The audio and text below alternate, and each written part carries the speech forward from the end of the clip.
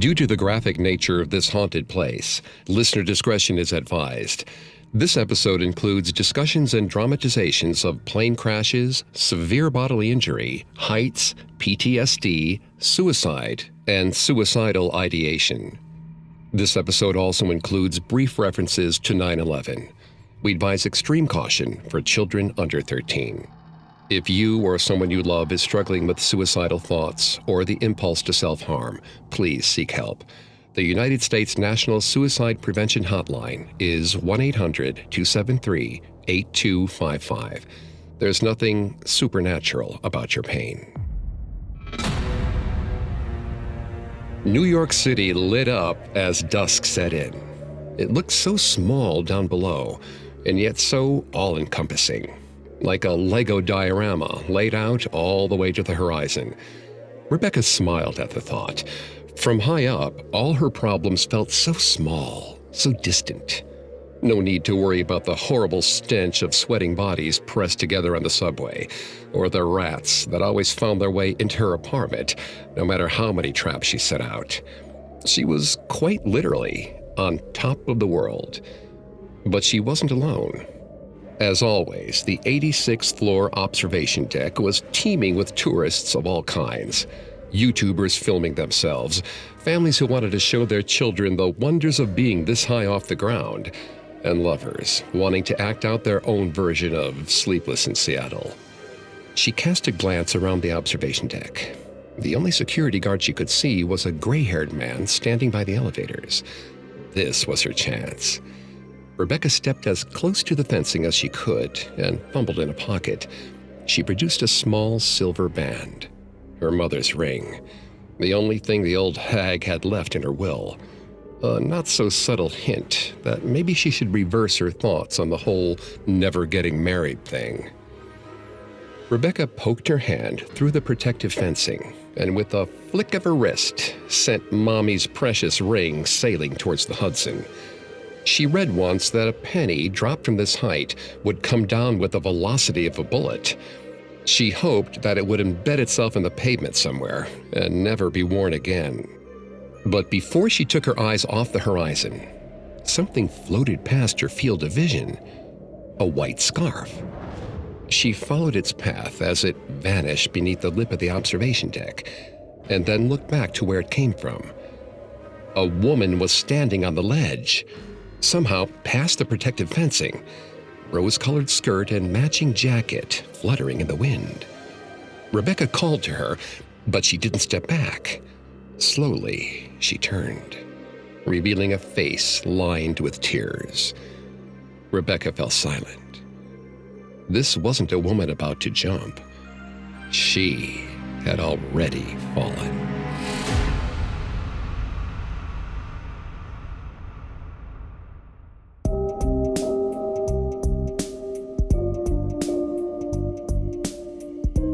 Welcome to Haunted Places, a Parcast original. I'm Greg Polson. Every Thursday, I take you to the scariest, eeriest, most haunted, real places on Earth. You can find all episodes of Haunted Places for free on Spotify. And every Tuesday, make sure to check out Urban Legends. These special episodes of Haunted Places are available exclusively on Spotify. At Parcast, we're grateful for you, our listeners. You allow us to do what we love. Let us know how we're doing. Reach out on Facebook and Instagram at Parcast and Twitter at Parcast Network. This week, join me on a supernatural journey to the most iconic building in New York City, the Empire State Building, and discover why, to this day, it's haunted.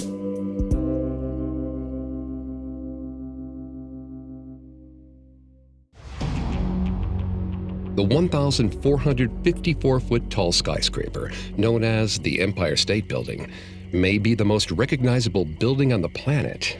It certainly is impossible to picture the New York skyline without its looming presence. It has appeared in thousands of movies, television shows, and photographs of Manhattan. Yet, despite its mythic stature, the building itself is not as timeless as one might think. It isn't even 100 years old yet. The Empire State Building was a product of roaring 20s prosperity and competition among rich New Yorkers. In the late 1920s, a number of Manhattan structures were in a virtual race to see which would become the tallest building in the world. The main competitors were the Bank of Manhattan building on 40 Wall Street and the Chrysler Building, a monument to the ego of Walter Chrysler, head of the third largest car manufacturer in the United States. John J. Raskob of General Motors didn't want Chrysler to have the satisfaction of winning the so-called race into the sky. Along with architect William F. Lamb and a number of consultants, he started working on his plans for a building that would exceed Chrysler's lofty ambitions. The Chrysler Building would become the tallest building in the world on May 27, 1930. 11 months later, on May 1, 1931, it lost its title to the newly constructed Empire State Building. The Empire State Building was completed astonishingly quickly. The entire construction process, after demolishing the Waldorf Astoria Hotel that previously occupied the land, is said to have taken no more than 20 months. A symbol of optimism and hope for a shining future, the distinctive spire atop the building was originally intended as an airship docking station. The idea was for passengers to buy tickets at the 86th floor's observation deck, take an elevator to the top of the spire, and then climb a ladder into the docked dirigible. This was easier said than done. On September 15, 1931, a U.S. Navy airship attempted to dock and briefly made contact. 1 week earlier, the same airship had found it impossible to dock due to unpredictable winds. Raskob and company hadn't realized that when you make a building a quarter-mile high, it generates its own powerful air currents. These would also make it extremely dangerous for anyone attempting to climb into a docked airship. This oversight was not the only way the Empire State Building initially fell short of expectations. Though it was designed to be a symbol of an optimistic future, the world's tallest skyscraper was completed in a time of misery. The stock market crash of 1929 hit just as construction began, and the building opened in the midst of the Great Depression. So few companies could afford offices in the Empire State Building that it was given the nickname the Empty State Building. Business would pick up the world's tallest building by the Second World War, but none of the tenants considered that working in the tallest building had dangers of its own. Accidents were bound to happen. The pressure against Carol's brain was horrible. Like both her ear canals were filled with steadily inflating helium balloons. She opened her mouth in a yawn, working her jaw until her ears popped. The elevator operator, a young woman named Betty, smiled sympathetically at her. Carol found herself wondering how one ever got used to this feeling. It was by far the worst part of her work here. She used to think working at the Empire State Building would be so glamorous. Even now, at the age of 24, the sight of her workplace made her feel like she was 12, watching King Kong in the cinema for the first time. Her brother Harry was enamored with the film, especially the finale, where the ape took Fay Wray to the very top of the spire and fought off attacking airplanes. The two of them reenacted the scene many times in their games together. That was before she worked in the building, and before he went to Europe to fly bombers for real. The elevator stopped with a ding and let her off on the 79th floor, the offices of the National Catholic Welfare Council. Carol greeted the other clerks with a nod as she made her way to the desk, stifling a yawn. She hated that she had to work Saturdays, but she reminded herself that the war refugees who relied on them don't have the luxury of weekends. Their work was important, unlike the marketing people who worked 4 floors down. She sat down at her desk and got to work. As she typed away at her desk, she found herself thinking about how lucky it was that today was so dreary. Normally, she found the breathtaking view through the window horribly distracting, but now it was almost as if they were underground, with damp gray walls pressing in against the window panes. It was like the rest of New York City just didn't exist. The morning passed by with aching slowness. On more than one occasion, Carol found herself thanking God that the coffee ration had ended 2 years earlier. She was pouring her 5th cup of coffee in the office kitchen when she heard a strange noise, a faint whirring sound, but deeper, like a mechanical bumblebee. Was the air conditioner broken, maybe? She dismissed the thought and walked over to a corner office to drop off a sheet of expense reports. As she crossed into the office, her eye caught something at the far end of the floor. Something was moving in the fog. Something outside the window. A moment later, an explosion tore through the calm office hum. Carol threw herself to the floor, throwing her hands over her head. For a minute, her entire world was the horrible squeal of metal against stone. And then she felt a rush of heat against the back of her neck, and she heard nothing at all. Her ears rang. Smoke stung her lungs. Unable to breathe, she fished a handkerchief from her pocket and covered her mouth. Shaking, she rose to a standing position and looked at the silent office around her. Flames and smoke filled every corner. The walled-off offices were like islands amongst a sea of fire. As she watched, smaller flames detached from the main inferno and began to dance around the floor like they had minds of their own. She realized with horror that they weren't flames. They were people. Feet struggling to find purchase amidst the wreckage, she stumbled toward the emergency exit.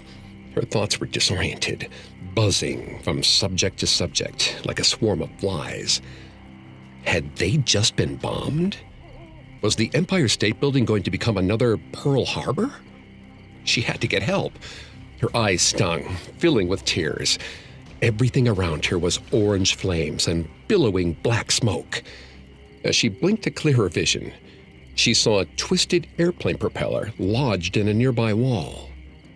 She took one last look into her old office as she burst into the hallway. Amongst the writhing flames, she saw a shape that she knew too well. A military aircraft. The same kind of bomber her brother posed beside in the photographs he sent home. She took her first shuddering breath in the stairwell. That was an American bomber she had seen. This wasn't an attack at all. She took a second breath to steady herself, then had the wind driven from her lungs by the rampaging crowd. A flood of tourists from the 86th floor swarmed down the stairs, overtaking her. Carol struggled to match their pace. It was that, or get trampled. For one crazy moment, she wondered if this is what it would have been like for the people inside the building as King Kong had his fatal battle with the airplanes. She dismissed the thought as childish. This wasn't a motion picture. This wasn't a harmless model a gorilla puppet could climb. This was really happening. Her hearing came back as the tide of bodies pulled her down the stairs. Carol was certain if she did nothing, they would have carried her all the way to the lobby. But a cry for help stopped her on the 75th floor landing. She took a deep breath and stepped out of the stairwell into the chaos beyond. The smoke was not quite as stifling on this floor, though intermittent flames licked at her from either side. It was the elevator girl, Betty. She lay across the hall from her elevator, writhing in pain. She was burned, scraped, and bruised. Emergency workers were at her side, applying bandages to her injuries. Carol stammered, asking if there was anything she could do to help. One of them spoke up. She could hold Betty's head still as they carried her into the elevator. Carol nodded, and as gently as she could, cupped the woman's rough scalp in her hands. Betty let out a whimper as Carol's hands touched her. Carol whispered her apologies, voice shaking. They set her inside with the utmost care. Carol let out a sigh as the elevator door slid shut.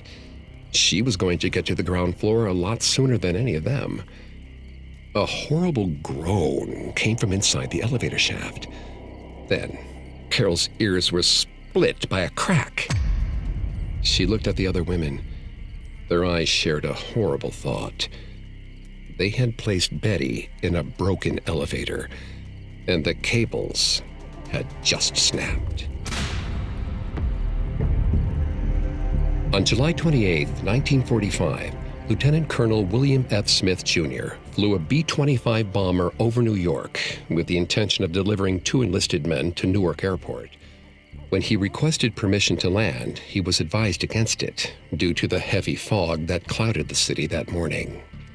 Smith ignored the warning, dropping his altitude in an attempt to gain his bearings.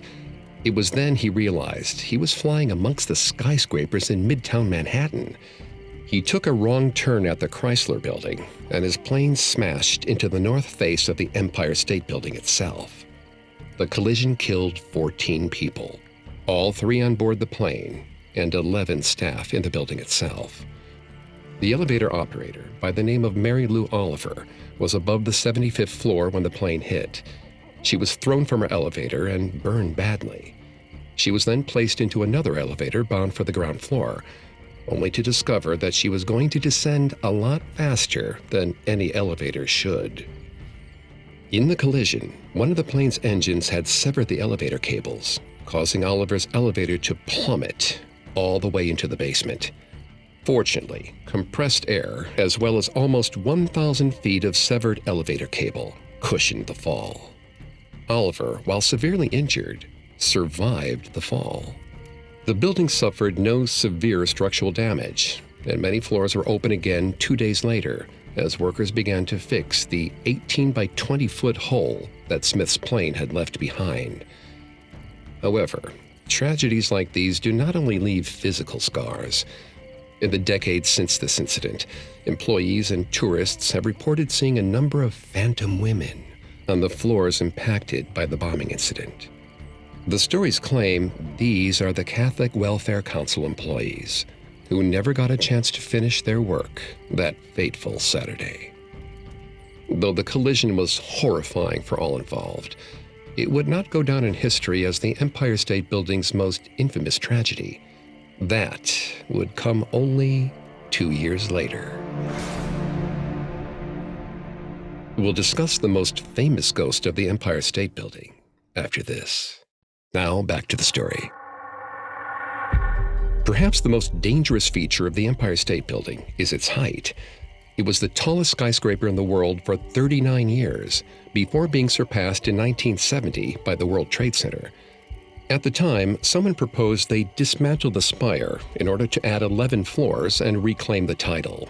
This idea was scrapped for budgetary concerns. Throughout history, over 30 people have died by jumping for the street below. The first of these occurred before the building was even finished, on April 6, 1931. A carpenter's assistant, whose name was not listed in the paper, returned to the construction site after he'd been laid off and threw himself off the 78th floor.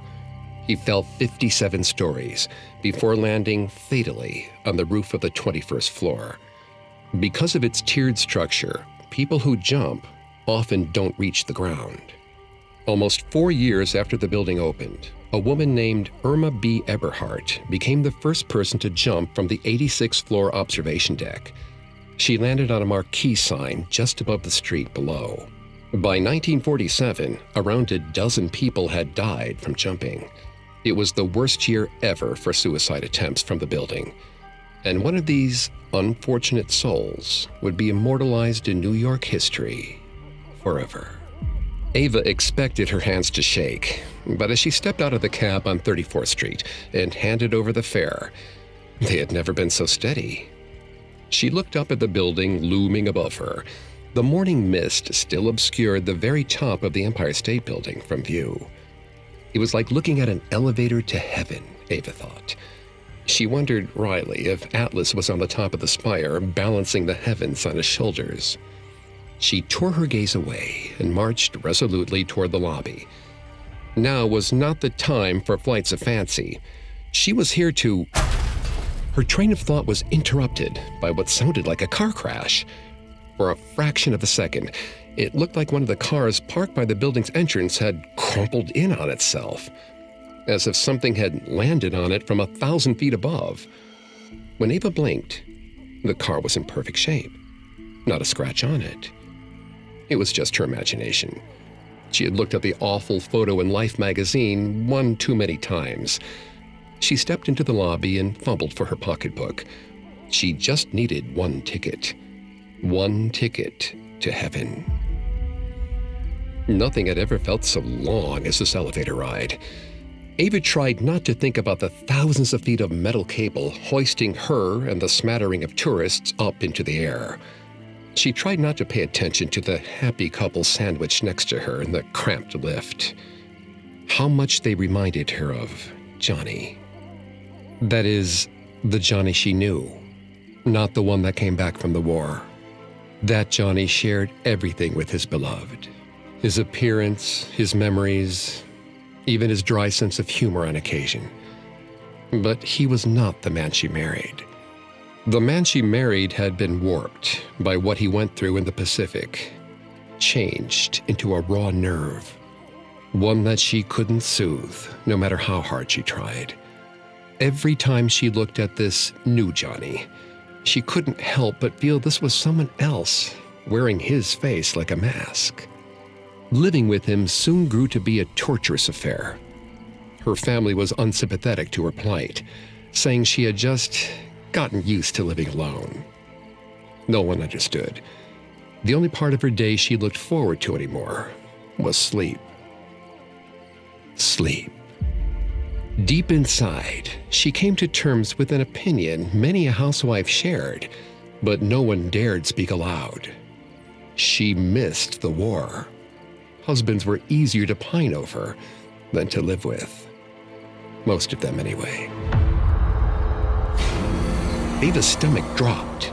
For a brief second, it felt like the elevator had been about to plummet. She looked over at the elevator girl, who seemed weirdly unfazed by the sudden jerking motion. Ava was feeling sick. She was in a tiny metal box, rising higher and higher above the greatest city in the world, soon to be falling back down at deadly speeds. All this felt wrong. She knew she'd start experiencing doubts on her way up, but nothing this unsettling. She thought this elevator ride would be more reflective, what people described as your whole life flashing before your eyes. But no, she felt horribly, sickeningly present, not reflective at all. When the doors parted, she let out a sigh of relief. Walking on unsteady legs onto the 86th floor, she raised a shaking hand and wiped a tear from each eye as tourists rushed past her. Her fingers came away greasy with smudged makeup. She let out a bitter laugh and turned down a nearby stairwell. She was not a vain person, but fixing her face one last time couldn't hurt. The routine was comforting. A chill ran up her spine as she looked into the bathroom mirror. She hoped enough of her face would survive the impact. She wanted to be recognizable. Another woman entered and came to stand by her side at the mirror. She averted her eyes, only catching a glimpse of the rose-colored fabric. She had waited too long. Someone would notice the distressed-looking woman wandering about the platform, and her chances would be shot. She had to do this. She turned and the bathroom was empty again. The air was cold when Ava stepped out onto the observation platform. She didn't mean to hesitate. If she hesitated, she would be trapped in her life again. She went for the ledge and hoisted herself up onto it.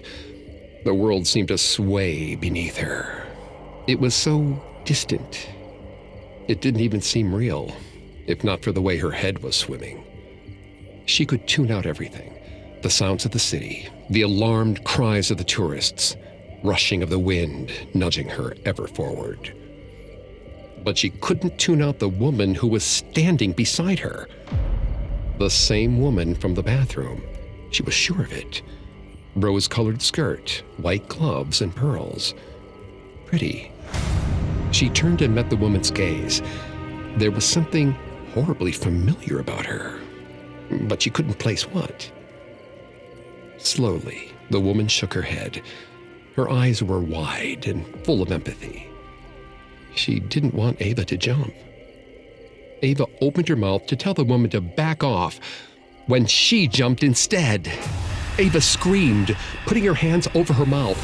She took a shocked step back and fell into the waiting arms of the security guards. She no longer wanted to die. She wanted to know why they hadn't stopped the other woman from getting up on the ledge with her. She was only met with confused stares from the crowd. Ava had been standing on her own. Evelyn McHale was 23 years old when she stepped out onto the 86th floor observation deck on May 1st, 1947, the 16th anniversary of the building's opening. She set her pocketbook and coat on the ledge before jumping. She landed on a limousine parked on 34th Street. In her pocketbook, investigators found a note that read, "I don't want anyone in or out of my family to see any part of me. Could you destroy my body by cremation? I beg of you and my family, don't have any service for me or remembrance for me. My fiancé asked me to marry him in June. I don't think I would make a good wife for anybody. He is much better off without me. Tell my father I have too many of my mother's tendencies." The final line appears to reference the fact that her mother suffered from untreated depression, which made her parents' marriage fall apart when she was a child. Sadly, her desire to be anonymous in death went unheeded by the public. 4 minutes after her fall, photography student Robert Wiles took a photo of her body lying in the wreckage. It is a strikingly serene image. Bent metal surrounding a seemingly unblemished Evelyn, still wearing pearls and white gloves. The photograph was selected as Life magazine's Image of the Week on May 12th, and it became known by the title, "The Most Beautiful Suicide." It is also iconic that it was later recreated in artworks by both Andy Warhol and Taylor Swift. But most of the people who marveled at this photo didn't see what happened when her body was moved. According to reports, it essentially fell to pieces as they tried to get her off the wrecked car. Her body was later identified and quickly cremated, without a ceremony or a tombstone, according to Evelyn's final wishes. Starting in the 1980s, visitors walking the observation deck at night have seen a mysterious figure in 1940s clothing jump off the building, in spite of the suicide-proof fencing around the platform. These figures supposedly vanish into the night before they could hit the ground. Evelyn McHale is one of the primary candidates for this mysterious ghost, though some claim it belongs to a war widow from around the same time. Whatever the case, this spirit is bound to the Empire State Building, reliving its tragedy over and over, unaware that it may have an audience. But not all people who jumped from the 86th floor of the Empire State Building did so to kill themselves. When we return, a famous ghost meets some infamous daredevils. Now back to the story. During a 3-week span in 1947, 5 individuals attempted to jump from the 86th floor observation platform. This prompted the owners of the Empire State Building to erect a fence around the edge of the platform, deterring any potential jumpers. 2 people who managed to bypass these fences were lucky enough to survive the fall.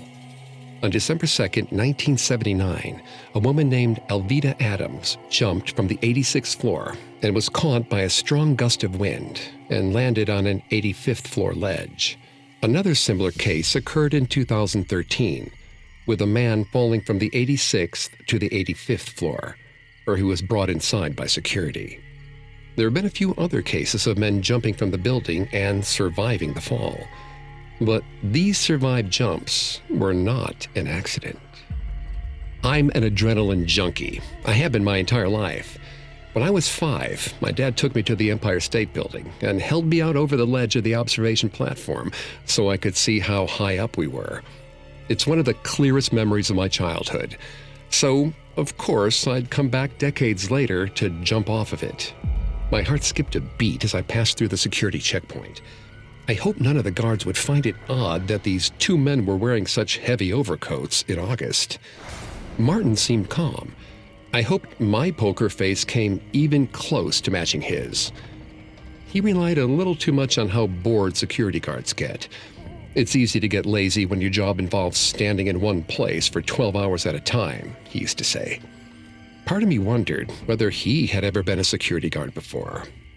I've been jumping with Martin for 3 years. I know that doesn't seem like a long time, but finding someone you're willing to share thrills with for over a year is an achievement few in the community ever find. He was the one who suggested we come to New York and try parachuting off the observation deck. We've done higher jumps before, but never in such a populated area. I've been a fan of Superman since I was a kid, so the idea of sailing over the city like I'm Christopher Reeve was too tempting to pass up. I was such a fool. The elevator was 70 floors up when we started to feel the heat.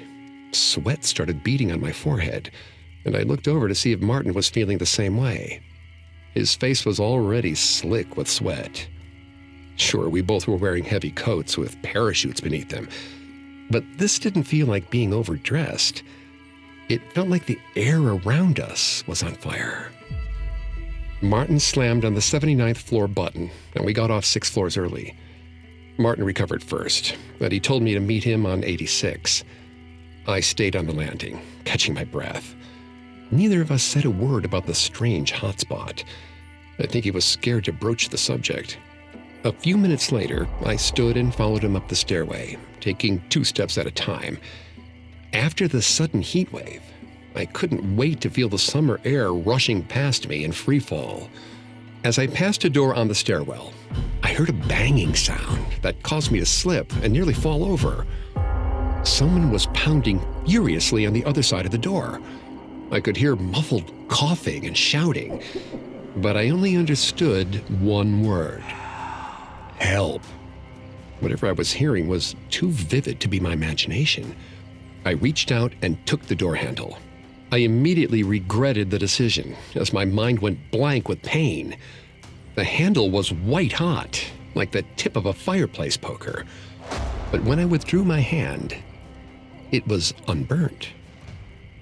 The door flew open, and I found myself face to face with a sheet of orange flame. In the center were 3 blackened figures, charred beyond recognition. Their charcoal-like fingers clawed toward me, frozen in instant, agonizing death. I ran up the next 6 flights in under a minute. My heart pounded in my ears. The image of those horrible bodies shimmered in my mind like embers. Martin gave me a strange look when I joined him on the platform. I shrugged off his concern, saying I was just in a hurry to catch up. We removed our overcoats and strapped on our parachutes. I tried my hardest to focus on the here and now. The bright blue sky, the cheerful chatter of onlookers, things I knew existed in the real world, not some hellish hallucination. Martin and I went in separate directions, him to the 33rd Street side, me towards the 34th. Our reasoning was that if a security guard saw one of us climbing, they wouldn't be able to catch the other in time. We were mutual diversions for each other. Some cries of alarm went out as I began to climb over the protective fencing. I hoped my obvious parachute and eye protection would convince them I wasn't suicidal. But either way, I had limited time. And after what I thought I saw inside, jumping off the second tallest building in the world was a piece of cake. Without giving myself time to think, I launched myself into the air, spreading my arms and legs out in all directions. The serenity that usually comes with free falling didn't hit me. My stomach was still knotted in discomfort. The city below grew bigger and bigger. Something was wrong. I looked to the left. A woman was falling beside me, back first. Her eyes were closed in a peaceful expression. No, not peaceful, bracing. Her jaw was clenched tight, and I could see the strain around her eyes as she forced herself to not look. I wanted to scream, not with exhilaration or even fear. I wanted her to not lose hope. I wanted her to wake up from this dream and not reach the sidewalk. I reached for her, and my hands closed over air. A moment later, I realized I was late in pulling my chute. I tugged on the ripcord and watched the figure plummet past me, past the street. and into memory.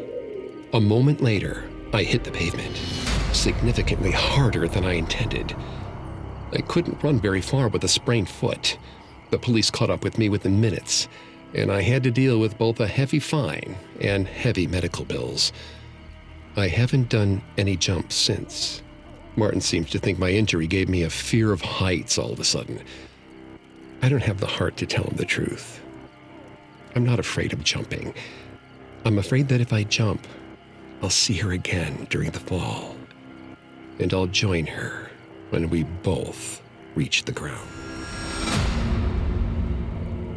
On 2 separate occasions, the Empire State Building became a target for thrill seekers. In April of 1986, 2 daredevils named Alistair Boyd and Michael McCarthy parachuted off the observation deck. Both men were arrested and charged with reckless endangerment. In 1998, Thor Alex Kapfjell, also known as the Human Fly, succeeded in making the jump without being captured. He was later arrested after jumping from the World Trade Center. The Empire State Building briefly reclaimed its title as New York's tallest building in 2001, after the fall of the Twin Towers. Nearly 11 years later, One World Trade Center surpassed it. Despite no longer being the tallest building in the world, the Empire State Building remains a universal symbol of New York City's history. From the brand new observation deck on the 102nd floor, you can see all of Manhattan in an unobstructed 360-degree view. A watchtower over the quintessential American city. But if you pay a visit, do so respectfully, for no building can reach so high without being stained with personal tragedy. It's lonely up in the sky, and if you jump from high enough, you'll never stop falling.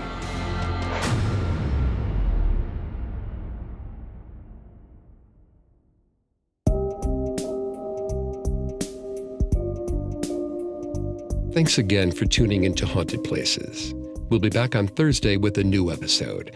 And don't forget to come back on Tuesday for our Urban Legends series, available only on Spotify. You can find more episodes of Haunted Places and all other Parcast originals for free on Spotify. Not only does Spotify already have all your favorite music, but now Spotify is making it easy for you to enjoy all of your favorite Parcast originals, like Haunted Places, for free from your phone, desktop, or smart speaker. To stream Haunted Places on Spotify, just open the app, tap Browse, and type Haunted Places in the search bar. And don't forget to follow us on Facebook and Instagram at Parcast, and Twitter at Parcast Network. I'll see you next time. Haunted Places was created by Max Cutler and is a Parcast Studios original. Executive producers include Max and Ron Cutler. Sound design by Russell Nash, with production assistance by Ron Shapiro, Carly Madden, and Aaron Larson. This episode of Haunted Places was written by Robert Teamstra, with writing assistance by Greg Castro. I'm Greg Polson.